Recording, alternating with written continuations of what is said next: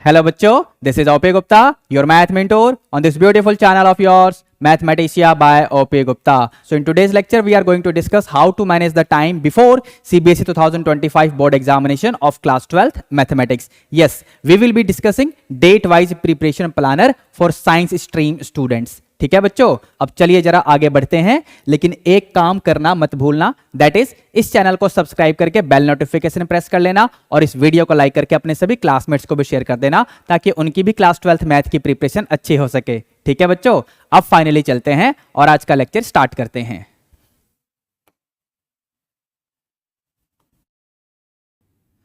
So here we have date wise preparation planner for science stream students। अब इससे पहले कि मैं लेक्चर स्टार्ट करूं, यहां पर मैंने आप लोगों के लिए कुछ इंपॉर्टेंट टिप्स मेंशन किए हुए हैं। इन सभी टिप्स को आप डिफरेंट सब्जेक्ट्स के एग्जाम की प्रिपरेशन करते हुए भी फॉलो कर सकते हो। जैसे कि यहां पर आप देख पा रहे होंगे, what I have written, have rest for short duration at regular intervals. Rest does not mean using mobile phone, watching television और other electronic devices. Rest means complete rest. Have your meal on time. Liquid intake should be increased like water or fruit juices etc. Please go to bed on time and take a sound sleep. अब एक बात ध्यान से सुनना, आप लोगों के पास ज्यादा समय नहीं है as compared to the non science students, यानी कॉमर्स या ह्यूमैनिटी वाले बच्चों से अगर हम कंपेयर करें तो साइंस वाले बच्चों के पास ज्यादा समय नहीं है उनके मैथ एग्जाम से पहले। इसलिए आप लोगों को डे 1 से ही यानी 27 फरवरी से ही अपना काम शुरू कर देना है without wasting much time. What I have written, if you see here, keep in mind that you do not have much time when comparing to non-science students. Therefore, please do more work in the initial days after your chemistry exam on 27th February. ठीक है बच्चों, एक बात और, जब आप लोग chapter wise revision कर रहे होंगे, while you do chapter wise revision, do mark or prepare a list of important or tricky or hot question. ध्यान से सुनिए मैं क्या कह रहा हूं। हर चैप्टर में कुछ क्वेश्चन बहुत सिंपल होते हैं, कुछ क्वेश्चन एवरेज होते हैं एंड कुछ क्वेश्चन डिफिकल्ट होते हैं, ट्रिकी होते हैं, हॉट्स लेवल के होते हैं। अब जो इजी क्वेश्चन है एंड एवरेज क्वेश्चन है उनको तो हम आसानी से डील कर लेते हैं, लेकिन जो ट्रिकी क्वेश्चंस हैं, हॉट्स लेवल के क्वेश्चंस हैं, उनमें कुछ ऐसी बात होती है जिनको हम कई बार भूल जाते हैं। तो ऐसे क्वेश्चंस की आप लिस्ट बना के रखना, लास्ट मोमेंट रिवीजन में ये लिस्ट आपकी काफी हेल्प करेगी बच्चों। अब स्टार्ट करते हैं। 27 फेब की इवनिंग से आप लोग क्या कर रहे होंगे, 27 फेब की इवनिंग से ही हम लोग अपनी प्रिपरेशन स्टार्ट कर देंगे सबसे सिंपल और सबसे छोटे चैप्टर के साथ, लीनियर प्रोग्रामिंग। लेकिन इसी दिन आप लोगों को रिलेशंस एंड फंक्शंस वाला टॉपिक भी कवर कर लेना है। ध्यान रखना आपके पास ज्यादा टाइम नहीं है, इसलिए शुरुआती दिनों में आपको ज्यादा काम करना है। अब अगर मैं लीनियर प्रोग्रामिंग टॉपिक के बारे में बात करूं तो इस चैप्टर में 2-3 अलग अलग टाइप के क्वेश्चंस तो हैं जिनकी आप लोग सही से प्रैक्टिस कर लेंगे। मतलब बाउंडेड रीजन, अनबाउंडेड रीजन के जो एलपीपी होते हैं उनके लिए आप सही से प्रैक्टिस कर लोगे। लेकिन जो एमसीक्यू टाइप के क्वेश्चंस होते हैं, असर्शन रीजन टाइप के क्वेश्चंस होते हैं, इनमें कई बार आपको अच्छे लेवल के कंसेप्चुअल क्लैरिटी की जरूरत होगी। तो आप लोग MCQs and assertion reason type के क्वेश्चंस की ठीक से प्रैक्टिस कर लेना बच्चों। अच्छा, एक बात और जो आप लोगों को ध्यान से सुननी चाहिए, लीनियर प्रोग्रामिंग वाले चैप्टर में से यूं तो वर्ड प्रॉब्लम्स डिलीटेड हैं, लेकिन लास्ट ईयर यानी सीबीएसई 2024 बोर्ड एग्जाम में अगर आप इस क्वेश्चन पेपर को देखेंगे जिसका कोड मैंने मेंशन किया हुआ है, तो इसमें आपको एक केस स्टडी टाइप का क्वेश्चन मिलेगा जिसको देखने के बाद अक्सर बच्चों को यह लगता है कि ये तो वर्ड प्रॉब्लम है, but let me tell you, ये वर्ड प्रॉब्लम नहीं है। आप लोग खुद डिसाइड कर लो। Let me show the question to all of you. तो जैसे कि आपने देख लिया होगा, इस केस स्टडी टाइप के क्वेश्चन में जो चीजें आप लोगों से पूछी गई हैं उसमें वर्ड प्रॉब्लम की सिचुएशन का कोई भी लिंक नहीं है। ठीक है बच्चों, तो ध्यान से सुनना, मैंने क्या बोला, वर्ड प्रॉब्लम एलपीपी वाले चैप्टर में से डिलीटेड है, लेकिन केस स्टडी टाइप का क्वेश्चन आ सकता है आपको सरप्राइज करने के लिए। अब इसके बाद आप लोग रिलेशन एंड फंक्शन वाले टॉपिक की अगर बात करें तो यहां पर नॉर्मल क्वेश्चंस तो आप लोग कर लेंगे, इक्विवेलेंस रिलेशन वाले, ट्रांजिटिव रिलेशन प्रूव करने वाले, ये सब आप लोग कर लेंगे, 1-1 फंक्शन, ऑन टू फंक्शन, ये सब आप लोग कर लेंगे। लेकिन अगर आप इस पॉइंट पे फोकस करें, number of relations, number of reflexive relations, number of symmetric relations, number of functions, number of 1-1 functions, number of onto functions, इस टाइप के क्वेश्चंस आपके एनसीईआरटी में नहीं है, एग्जांपल्स भी नहीं है, लेकिन बोर्ड एग्जाम में इनके ऊपर क्वेश्चंस आते हैं। डायरेक्ट फॉर्मूलाज होते हैं, फॉर्मूलों को आप मेमोराइज करिए और बस सीधा आपका आंसर आना शुरू हो जाएगा अगर ऐसे क्वेश्चंस आपके एग्जाम में आएंगे तो। ठीक है, इन दोनों टॉपिक्स में से जैसा कि मैंने बताया अभी थोड़ी देर पहले, केस स्टडी टाइप के क्वेश्चंस तो आपके एग्जाम में आ ही सकते हैं, रिलेशंस एंड फंक्शंस में से भी आ सकता है और लीनियर प्रोग्रामिंग में से भी आ सकता है। 27 फेब का काम पूरा हुआ, अब 28 फरवरी को हम क्या करेंगे, let me tell all of you. So 28 फरवरी को हम लोग इनवर्स ट्रिग्नोमेट्रिक फंक्शन शुरू करेंगे और फिर कैलकुलस भी स्टार्ट कर लेंगे कॉन्टिन्यूटी एंड डिफरेंशियबिलिटी के साथ। इनवर्स ट्रिग्नोमेट्रिक फंक्शन में आप लोगों को किन बातों का ध्यान रखना है, domain and range of inverse trigonometric functions. अब ये कंसेप्ट आपके एनसीईआरटी में है लेकिन क्वेश्चंस नहीं है। I am very much sure आप लोगों ने कोई ना कोई रिफ्रेशर बुक परचेज की होगी या फिर सैंपल पेपर्स बुक परचेज की होगी, उसमें इस टाइप के क्वेश्चन जरूर होंगे। आपको प्रैक्टिस करके भी जाना है क्योंकि बोर्ड एग्जाम में ऐसे क्वेश्चन आते हैं, domain and range of inverse trigo function वाले क्वेश्चंस।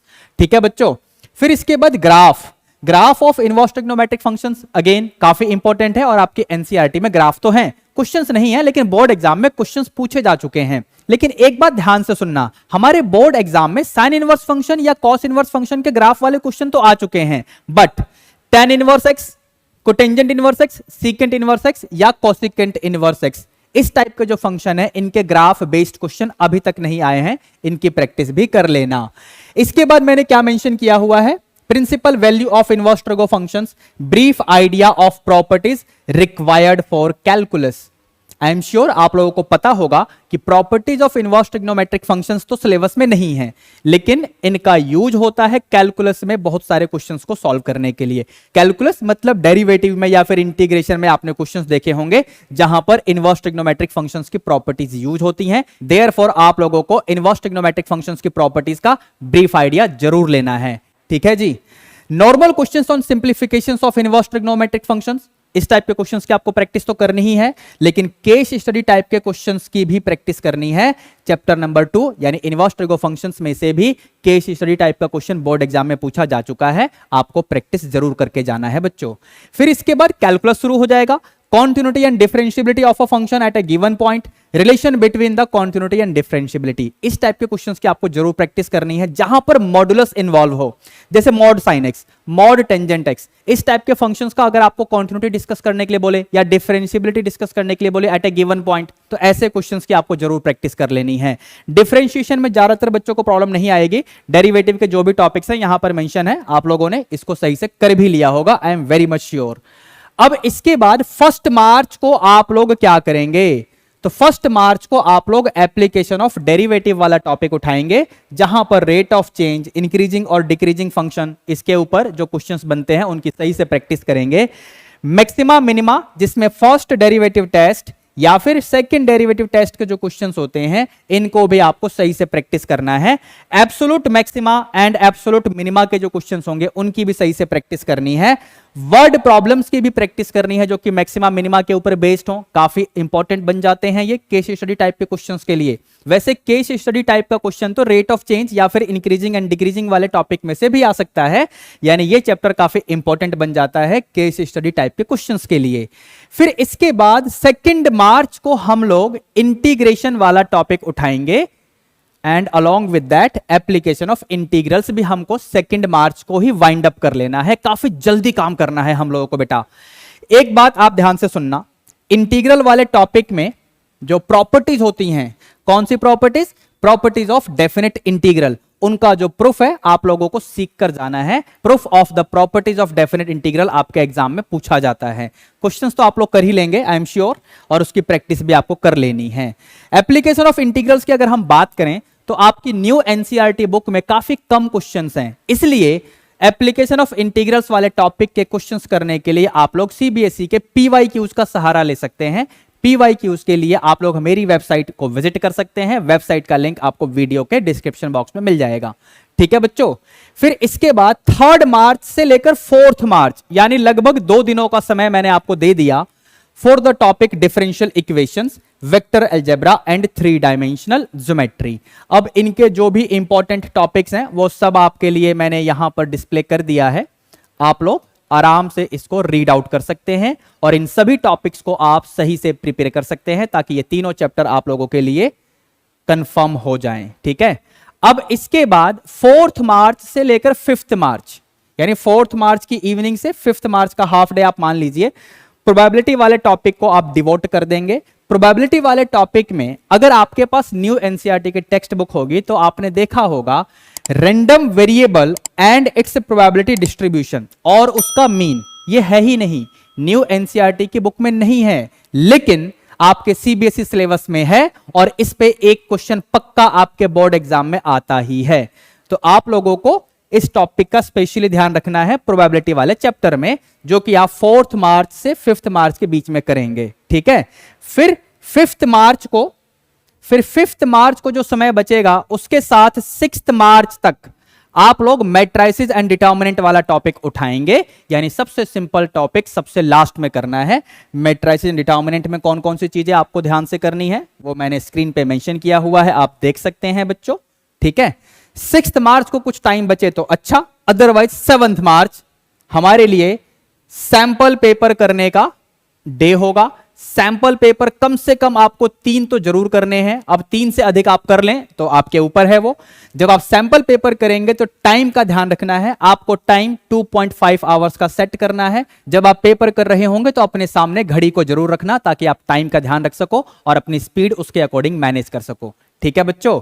अब इतना सब करने के बाद आप लोग काफी कॉन्फिडेंट फील कर रहे होंगे फॉर योर मैथमेटिक्स एग्जामिनेशन। अब इससे पहले कि मैं वीडियो को वाइंड अप करूं, एक बात ध्यान से सुनना, जो आप लोगों को मैंने स्टार्टिंग में बोला था इस वीडियो की स्टार्टिंग में कि हर चैप्टर में से आप लोगों को इंपॉर्टेंट, ट्रिकी या हॉट्स क्वेश्चन की लिस्ट बनानी है, उन क्वेश्चंस को आप लास्ट मोमेंट पे देखकर जाएंगे, मतलब 7 मार्च की इवनिंग में। अब ऐसे क्वेश्चंस को आपको देखना है जो हर चैप्टर में आप लोगों ने मार्क किया था चैप्टर वाइज रिवीजन करते हुए, ठीक है बच्चों।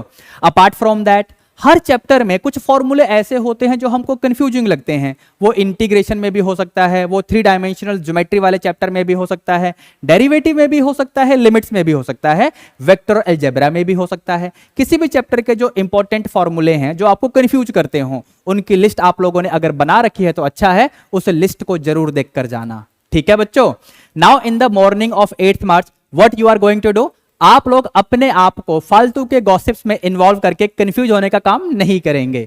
बिलीव मी, आप लोगों ने काफी अच्छी और प्लान्ड स्टडी की है और आपका मैथ का एग्जाम फैंटास्टिकली फैंटाबुलस जाने वाला है। With a lot of blessings, this is OP Gupta, your math mentor. अब इससे पहले कि आप वीडियो को वाइंड अप करें, यहां पर आप ध्यान से देखिए, मैंने एक क्यूआर कोड लगाया हुआ है। अगर आप इस क्यूआर कोड को स्कैन करेंगे तो आपको डिफरेंट रिसोर्सेज का एक्सेस मिल जाएगा। व्हाट आई मीन टू से, डिफरेंट टाइप के mathematics materials in PDF format can be accessed by scanning this QR code. Moreover, आप लोग अपने जूनियर्स को रेफर कर सकते हैं to join our coaching classes located at Najafgarh. They can contact us on this given WhatsApp number. ठीक है बच्चों? So once again, I wish you all the very best for class 12th mathematics board examinations. जाओ और बस छा जाओ।